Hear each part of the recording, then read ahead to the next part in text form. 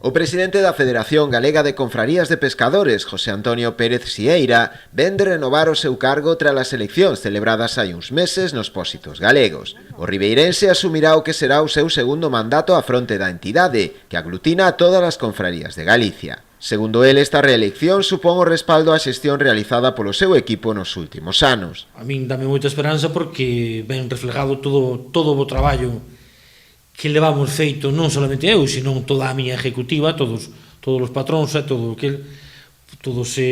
vicepatróns tamén que levamos representando a todas as cofradías, non?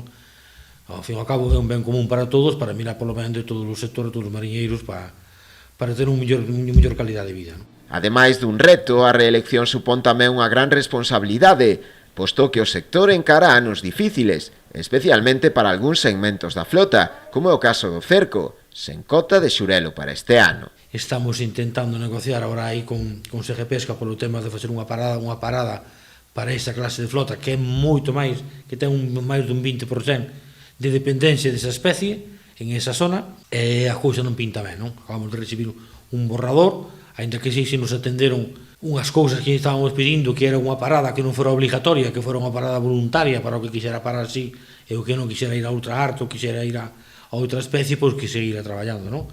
Pero, bueno, o borrador que se nos presenta, non solamente para o cerco, sino para tamén artes menores e máis, que é para a pesca casual, unha pesca que non é unha pesca dirigida, pois a cuota que nos poñen é moi pequena, non? Estamos botando contas e casi serían 5 kilos por buque día. Tamén preocupa especialmente no seo da Federación o gran número de proxectos de parques eólicos mariños nalgunhas das zonas máis productivas de Galicia. Moi preocupados tamén polo tema do que é da eólica marina, non porque en sí o que é eólica marina, que nós sempre dixemos que estábamos a favor das energías renovables, pero sempre cando non se interrompiran, nos interferiran nos nosos caladeros, non? Pero estamos vendo que hai unha avalancha enorme de proxectos en todas as zonas.